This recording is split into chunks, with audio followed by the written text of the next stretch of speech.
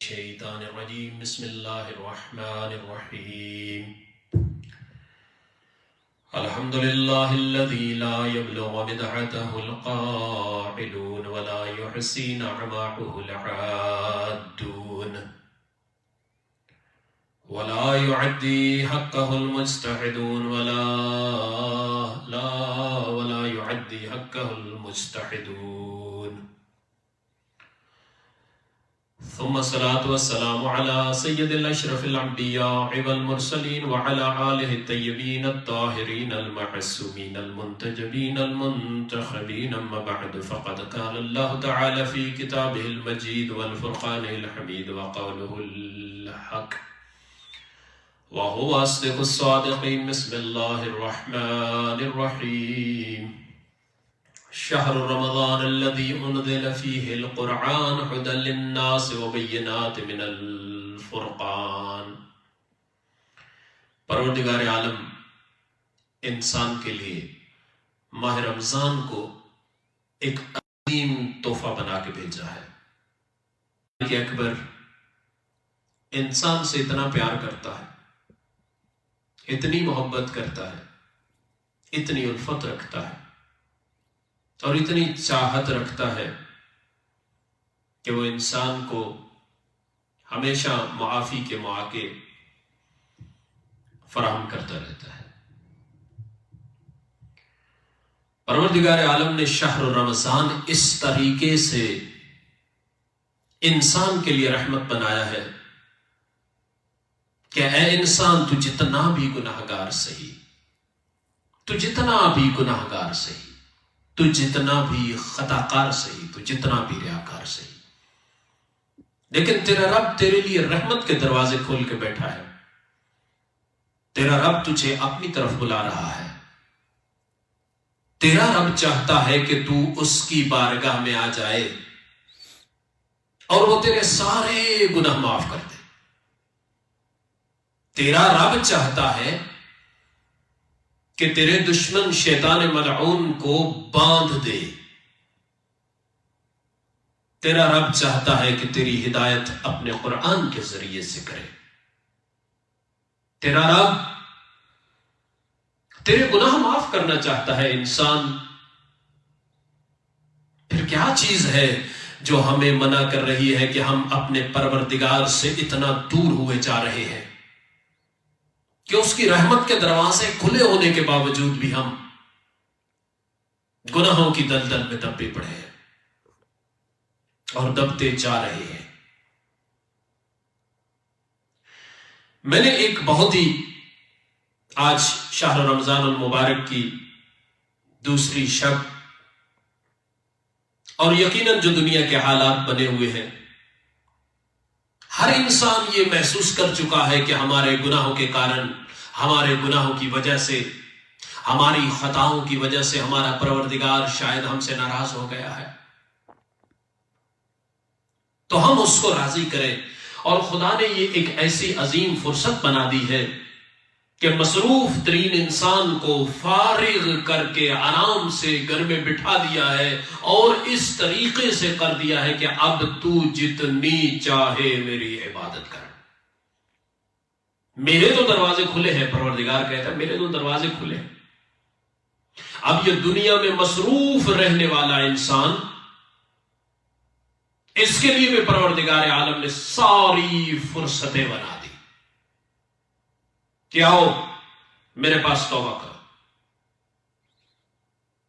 اور ہم کوشش کریں کہ پروردگار عالم کی بارگاہ میں یہ جو فرصت ہمیں ملی ہے، شہر رمضان الکریم و شہر اللہ، یہ اللہ کا مہینہ ہے، اس طریقے سے ہمیں جو فرصت ملی ہے ہم اللہ کی بارگاہ میں اس سے معافی مانگیں، اس سے توبہ کریں، کیونکہ اس کے توبہ کے دروازے ہمارے سامنے کھلے ہیں۔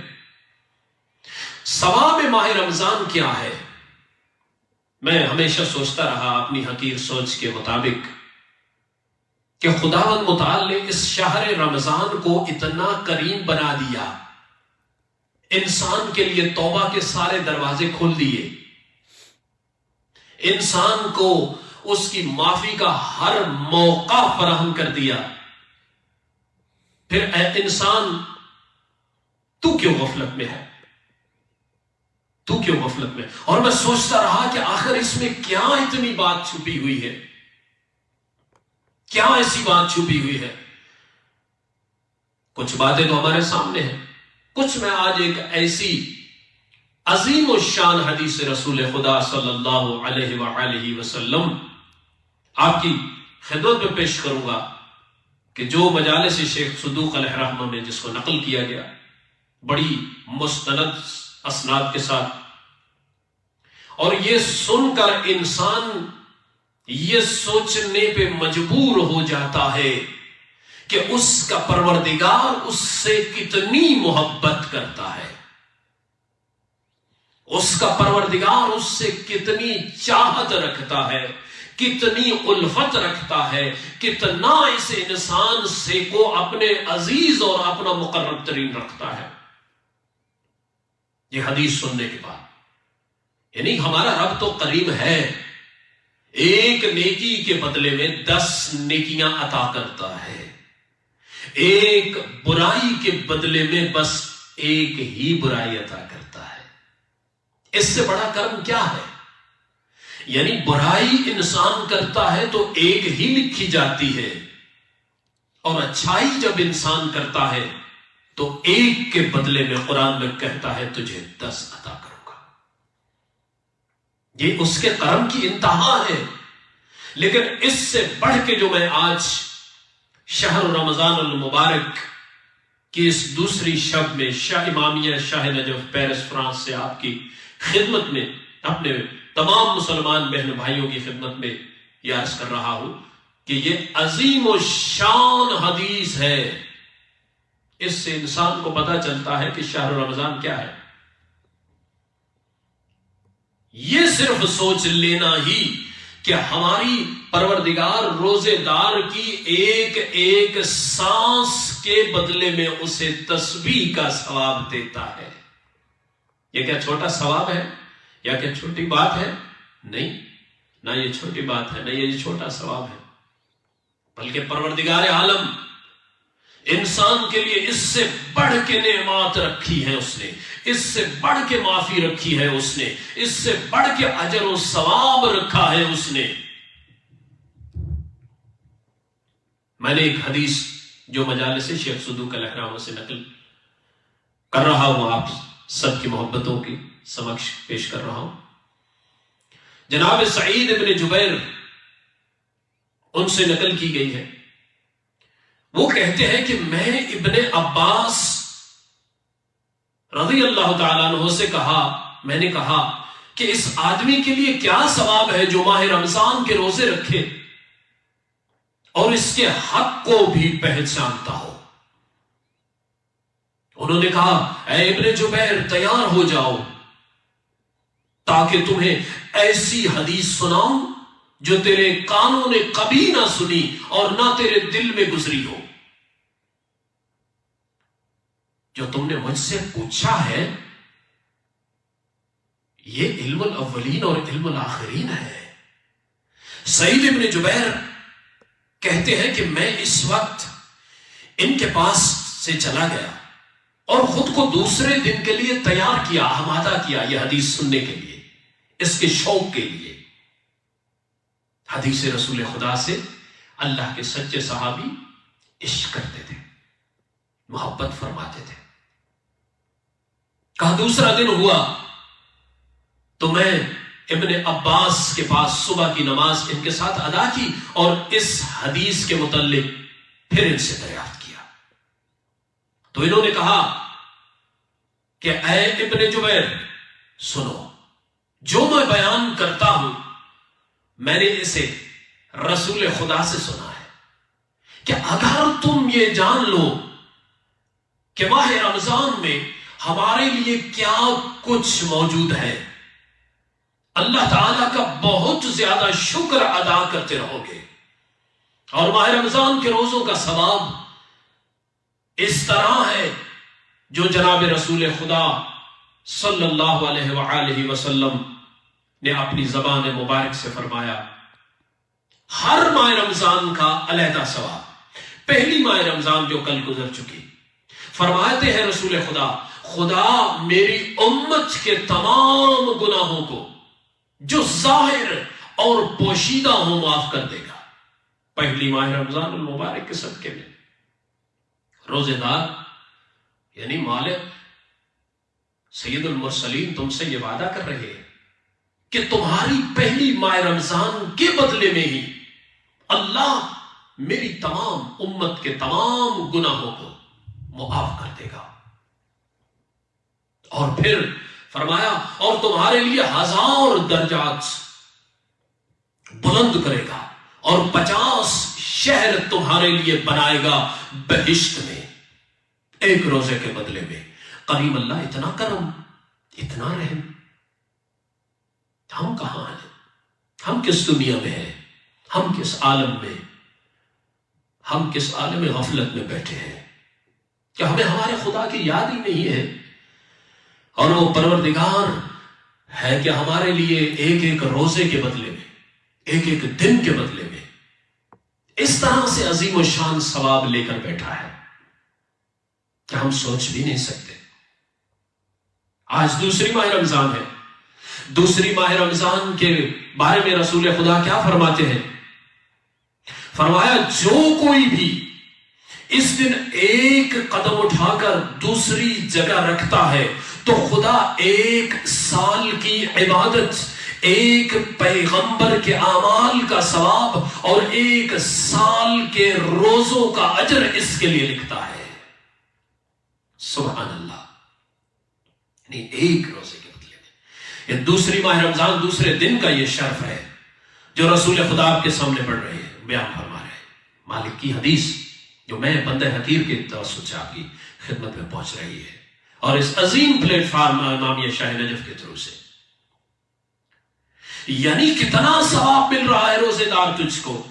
تو دوسرے دن کا روزہ رکھ رہا ہے اور رسول خدا تیرے بارے میں فرما رہے ہیں کہ جو کوئی بھی اس دن ایک قدم اٹھا کر دوسری جگہ رکھتا ہے تو خدا 1 سال کی عبادت، ایک پیغمبر کے اعمال کا ثواب اور 1 سال کے روزوں کا اجر اس کے لیے لکھ دیتا ہے. یہ دوسری ماہ رمضان تھی. اچھا، اور جناب ابن عباس نقل فرماتے ہیں کہ رسول خدا نے پھر تیسری ماہ رمضان کے بارے میں فرمایا کہ تیسری ماہ رمضان المبارک کا عظیم دن کیا ہے. تیسرے دن کے بارے میں فرمایا انسان کے بدن کے جتنے بھی بال ہیں ان کے برابر خدا فردوس میں اس کے لیے گنبد یعنی قبے بناتا ہے سفید در سے کہ اس کے دروازے 12,000 اور اس کے نشیب میں 12,000 گھر نور کے تم کو عطا کرے گا کہ ہر گھر میں 1000 تخت لگے ہوں گے اور ہر تخت پر حور ہوگی اور ہر روز 1000 فرشتے تمہارے پاس آئیں گے اور ہر فرشتے کے پاس تمہارے لیے ایک عظیم ہدیہ ہوگا، ایک تحفہ ہوگا تمہارے لیے جو وہ تمہاری خدمت میں پیش کریں گے. روزے دار آ گیا، شہر رمضان میں اپنے آپ کو بھوکا رکھنے والا، اپنے آپ کو پیاسا رکھنے والا اور اپنے آپ کو محبت خدا میں کھڑا کرنے والا اور اپنے آپ کو اللہ کی رضا کے لیے اپنے جسم کو اپنے آپ کو اذیت میں ڈالنے والا یہ انسان آ گیا. اس وقت منادی ہوگی کہ یہ ساری نعمتیں، یہ سارا اجر انسان تیرے لیے ہے، تو لے لے. یہ سب انسان کے لیے رکھا پروردگار نے. اور خالق کونین انسان سے اتنی محبت کرتا ہے کہ انسان تو اپنے آپ کو ایک دن اللہ کی خاطر بھوکا رکھتا ہے تو وہ تیرے لیے جنت میں حوریں بنا ڈالتا ہے، وہ تیرے لیے گھر بنا ڈالتا ہے، وہ تیرے لیے بہشت کے دروازے کھول دیتا ہے. یعنی انسان تو اپنے رب کی کون سی نعمت کو جھٹلائے گا؟ فَبِأَيِّ آلَاءِ رَبِّكُمَا تُكَذِّبَانِ فَبِأَيِّ آلَاءِ رَبِّكُمَا تُكَذِّبَانِ. تو اپنے رب کی کون کون سی نعمت کو جھٹلائے گا؟ دنیا کی نعمتیں گنے یا آخرت کی نعمتیں گنے؟ کیا کیا تیرے لیے اللہ نے جو خلق کیا ہے وہ ہم گن کر تمہارے سامنے رکھ دیں۔ تیرا رب تیرے لیے رحمت کے دروازے کھول کے بیٹھا ہے، تیرا رب تیرے لیے کرم کے دروازے کھول کے بیٹھا ہے، تیرا رب تیری معافی کا انتظار کر رہا ہے، تیرا رب تجھے معاف کرنا چاہتا ہے۔ انسان روزے دار پروردگار کے عالم میں توبہ طائب ہو جا، اس سے معافی مانگ لے اور اپنے گناہوں کو بخشوانے کے لیے یہ جو عظیم دروازے کھلے ہیں اس کے ذریعے سے تو اپنی مغفرت کروا لے۔